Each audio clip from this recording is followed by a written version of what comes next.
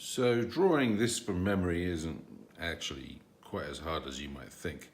You just have to start with all the big things and then work your way down.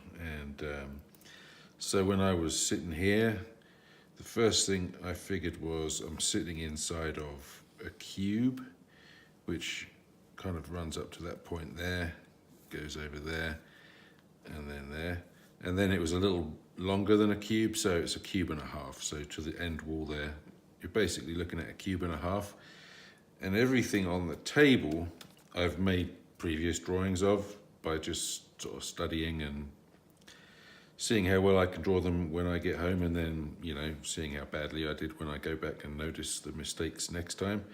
And interestingly, the cup that I use every single day for years and years and years, to the point where I've worn off all the rubber on the handle, my first go at drawing it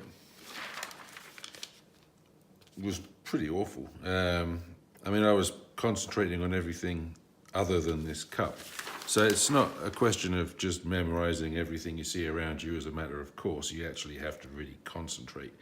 And if you try and draw the dashboard of your car without looking at it first, even though you see it every day, you'll probably do a horrible job of it. Or any other thing that you use every day. If you don't drive, you might just, your computer keyboard or anything really. Anything you see every day but you don't pay any attention to, you will probably have a hard time drawing it.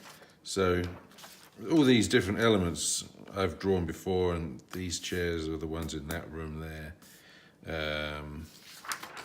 And this is that room there. In fact, that little tiny figure there is where I was sitting when I drew this one, and I would be sitting about exactly there to draw this one. So yeah, once you've divided up your square, you just kind of figure, okay, there's a countertop here. It is pushed in further on this side to make room for legs. Not so much the other side because it's full of cubby holes. There's an area here to prepare pies. There's a cooler that has pies in it. There's something up here with more pies and stuff on shelves and plates on shelves. And then once you start thinking, how am I going to remember that there's these lights here? You just remember, okay, that light's pointing at the breakfast specials board. These lights are pointing so the customers can see what's going on in here. And then you just kind of add it all up as you go, sort of thing. Bucky was doing something there for a while. He was wandering around a lot too, and I did notice that he kind of holds one hand behind his back when he walks a lot, which I wanted to draw, but in the end I just did this. And there's like a t-shirt hanging on a pipe through there, people having their breakfast in there. And this woman here, actually I cheated. She was at the post office the day I drew this, or the day before. She was standing in front of me. This guy I just made up. There was a guy sitting here, but he was blocking out too much of this, so I didn't bother drawing him. And then when I was memorizing these lights and stuff, I was just imagining that to be like a UFO, bottom of a UFO with the legs sticking down, and the other half of the UFO kind of hanging down underneath it. Kind of just ways to kind of remember the weird shapes that things are. And these pictures, I didn't pay any attention to what art was on the wall. Harry's rotates constantly different artists, so there would have been stuff in these frames I just interestingly didn't pay any attention to the actual art. So, there's another picture frame there, so I should probably draw something in there.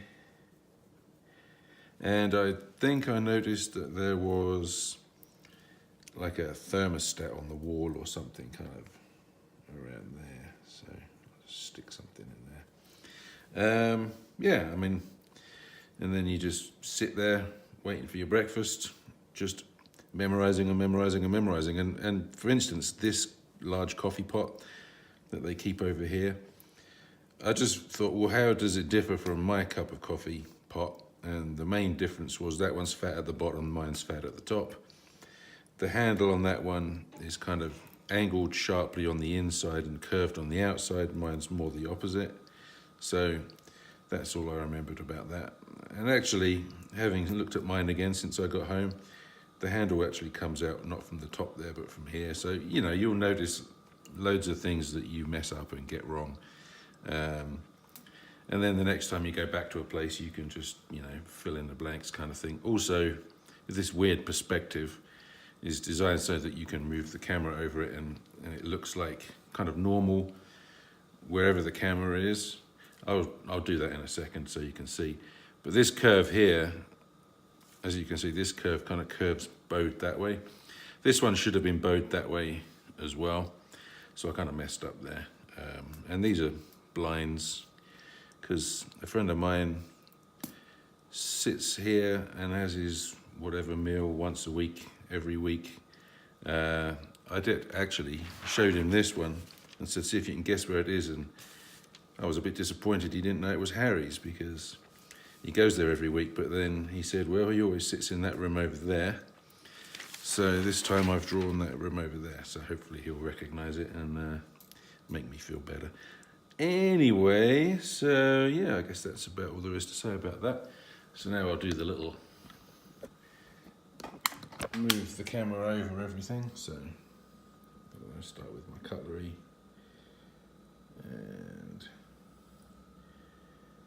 so the idea being that wherever you go with the camera, it looks like you're just casting your gaze around the room, and the perspective should work okay for that, even though it looks kind of weird when you see it in a wide shot. It wasn't very busy, so there weren't too many people sitting on these chairs, but yeah, and I also memorized these lights, that the lights were halfway between head height and the ceiling, and there was two groups of two of them, and you know, all that kind of thing.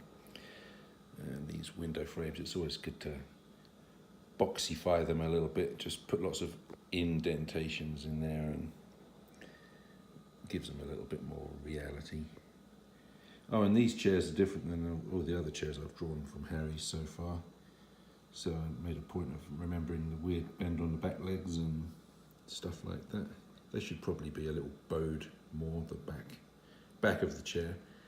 But anyway, I will have another look at them next time I'm there, and I should probably say that I don't really study things like this when I'm somewhere with someone.